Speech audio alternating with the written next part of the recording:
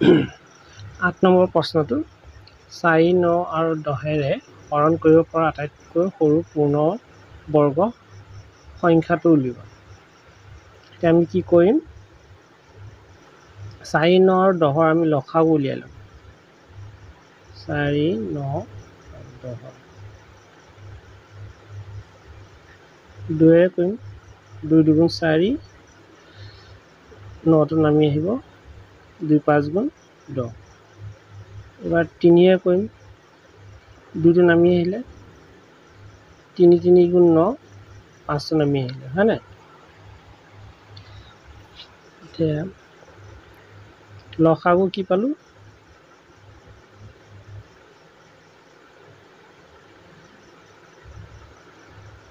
2 দুটা আছে না, 2 স্কোৱাৰ, 3 দুটা আছে, 3 স্কোৱাৰ, আৰু 5 এটা আছে, হয় নাই?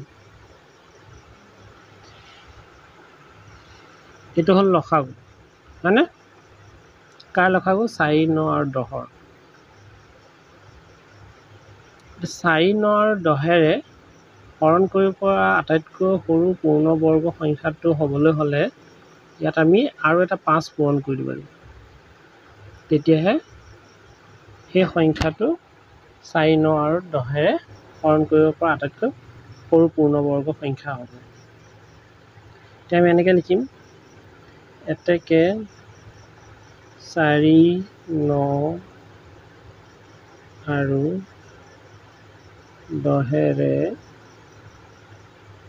হৰণ কৰিব পৰা আটাইতকৈ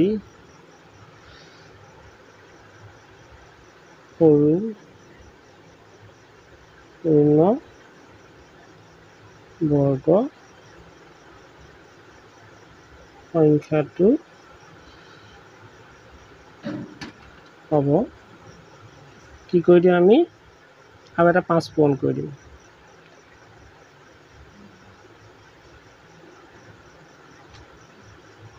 হয়নে? এইটো 4 হ'ব, 9 হ'ব, আৰু এইটো 25 হ'ব, হয় নাই? 4 পইচাং 100, 100 আৰু 9 পূৰণ কৰিলে 900। এইটোৱে হ'ব 900টোৱে হ'ল 4, 9 আৰু 10ৰে হৰণ কৰিব পৰা আটাইতকৈ সৰু পূৰ্ণবৰ্গ সংখ্যা। ঠিক আছে। 9 নম্বৰটো হৰণ পদ্ধতিৰে বৰ্গমূল নিৰ্ণয় কৰা। মানে 2116। আমি কি কৰিম,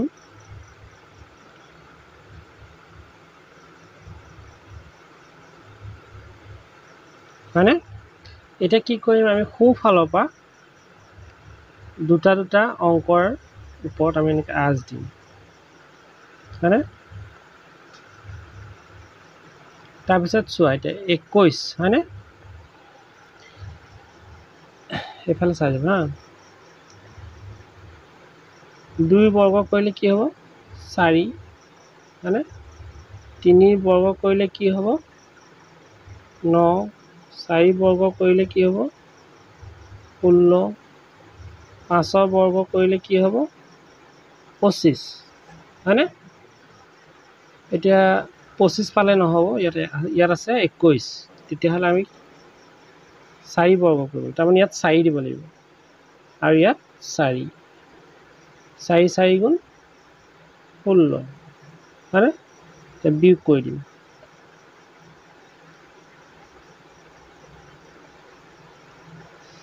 11ৰ পৰা 6 গ'লে 5, হয়নে?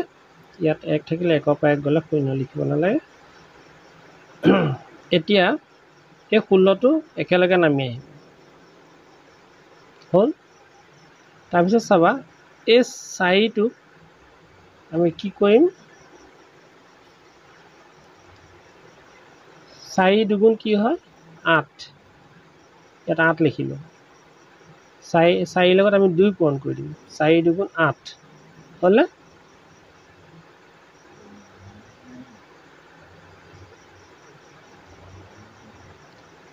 এই কোণত এতিয়া আমি লিখিব লাগিব চোৱাচোন এতিয়া এই এককৰ অংকটো উলিয়াব হ'লে আমি ইয়াত কি পূৰণ কৰিলে ওলাব চাবচোন। যদি আমি 4 দিওঁ 4 গুণ 16 16 6 হ'ব হয়নে 16 6 থাকিল 1 তাৰপিছত আকৌ 4 দি 8ক পূৰণ কৰিলে 4 8 গুণ 32 32 একে 33 এইটো নহ'ব হয়নে তেতিয়াহ'লে আমি কি দিম 6 6 গুণ 6 গুণ 36 6 থাকিল 3 তাৰপিছত 6 8 গুণ 48 48 3 51 তাৰমানে ইয়াত 6 দিব লাগিব ইয়াত 6 দিব লাগিব বুজি পালা 6 6 গুণ 36 6 থাকিল 3 6 8 গুণ 48 48 3 51 বুজিলা সমান হৈ গ'ল তাৰমানে এটাকে এনেকৈ লিখি দিম 2116 বৰ্গমূল কি 46 বুজি পালা এইদৰে উলিয়াটোক আমি কি বুলি কওঁ হৰণ পদ্ধতিৰে বৰ্গমূল নিৰ্ণয় কৰা বুজি পাইছা না 2 নম্বৰ চাওঁ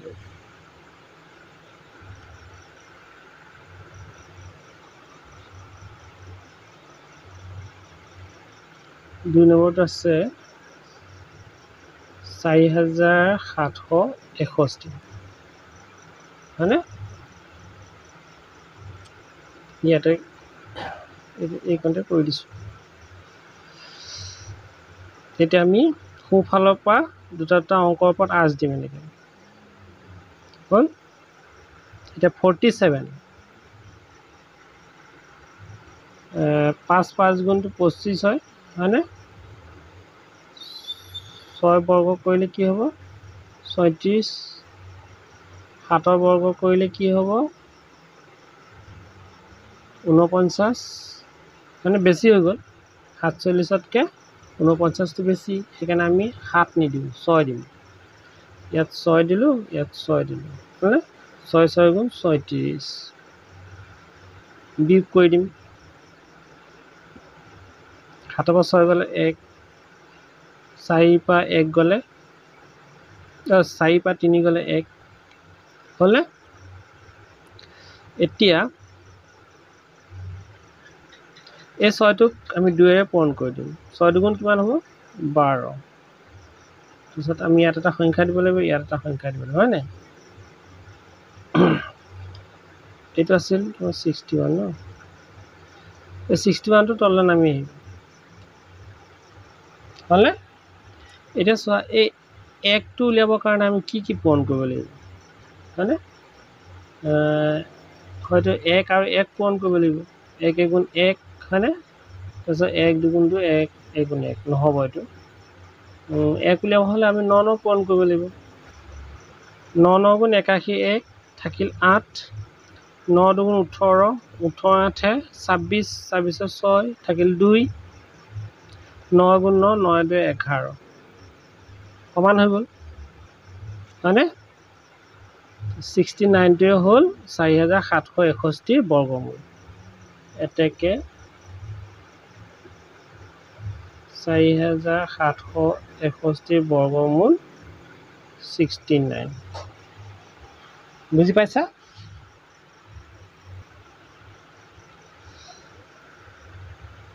$576 আমি বৰ্গমূল উলিয়াব লাগিব হৰণ পদ্ধতিৰে এতিয়া আমি সোঁফালৰ পৰা দুটা অংকৰ ওপৰত চিন দি যাম ইয়াতে দুটা নাই সেইকাৰণে এটাই থাকিব এতিয়া আমি ইয়াত কি দিম চোৱাচোন 1 বৰ্গ 1 2 বৰ্গ 4 3 বৰ্গ 9 3 3 গুণ 9 হয়নে তেতিয়াহ'লে আমি কোনটো দিম 5 পাবৰ কাৰণে 4 দিব লাগিব হয়নে 4 দিম মানে কি দিব লাগিব ইয়াত 2 আৰু ইয়াত 2 বুজি পাইছা না 2 দুগুণ 4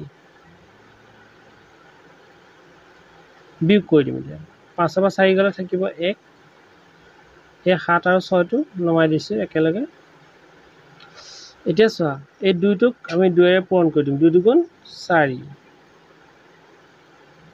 হয়নে তে ইয়াত আৰু ইয়াত কি দিলে আমি 6 পাম 4 4 গুণ 16 6 থাকিল 1 4 4 গুণ 16 কে 17 এইটো হয়নে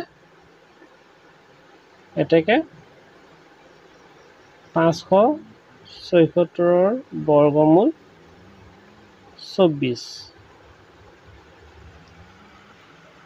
ঠিক আছে এতিয়া আহি গ'ল 4 নম্বৰটো 4 নম্বৰটো আছে 6084 হয়নে এতিয়া আমি বৰ্গমূল সোঁফালৰ পৰা দুটা অংকৰ ওপৰত আমি আঁচ দিম ঠিক আছে সোঁফাল মানে এইফাল এইটো সোঁহাত মানে এইফাল পালে চিনি এটা 60 হ'ল ইয়াত হয়নে এটা চাম আমি 5ক বৰ্গ কৰিলে 25 হয় না 6ক বৰ্গ কৰিলে 36 হয় 60 ওচৰা-ওচৰি কৰিব লাগিব হয়নে 7ক বৰ্গ কৰিলে 49 হয় 7 7 গুণ 49 8ক বৰ্গ কৰিলে 64 হয় 8 8 গুণ 64 নহয় জানো এটা 60তকৈ বেছি হৈ গ'ল 8 বাৰ দিলে 8 দিলে এতিয়া আমি 7 দিম 7 7 গুণ 49 49 আমি এতিয়া বিয়োগ কৰি দিম 10ৰ পৰা 9 গ'লে 1 ইয়াত থাকিল 5 5ৰ পৰা 4 গ'লে 1 হ'লে এতিয়া আমি এই 84টো নমাই দিম হ'ল 7ক দুবাৰ 2ৰে পূৰণ কৰি দিম 7 দুগুণ 14 হ'ল এই নিয়মটো মনত ৰাখিবা 2ৰে পূৰণ কৰি যাব লাগে 7 দুগুণ 14 হ'ল হয়নে তাৰপিছত ইয়াত আৰু ইয়াত কি দিব লাগিব তেতিয়া একে সংখ্যা দিব লাগিব তেতিয়া আমি এই এককৰ ঘৰ অংকটো 4 পাম যদি 2 দিওঁ 2 দুগুণ 2 আৰু 2 দিলে 4 হ'ব হয়নে তাৰপিছত আকৌ এইখিনিৰ লগত পূৰণ কৰি চাওঁ এইটো হয়নে 2 দুগুণ 4 2 4 গুণ 8 2 গুণ 2 নহ'ব তেতিয়াহ'লে কি দিব লাগিব 2 দুগুণ 4 4 4 গুণ 6 6 36 7 7 গুণ 49 8 8 গুণ 64 8 8 গুণ 64 হয়নে ইয়াত 8 দিলোঁ ইয়াত 8 দিলোঁ 8 8 গুণ 64 এই 4টো ইয়াত বহালোঁ হয়নে থাকিল 6 8 4 গুণ 32 32 6 38 থাকিল 3 8 গুণ 8 8 3 11 হ'ল এতেকে 6084 বৰ্গমূলটো কি পালোঁ 78 বুজি পাইছা আশা কৰোঁ তোমালোকে বুজি পাইছা আজিলৈ আহোঁ ধন্যবাদ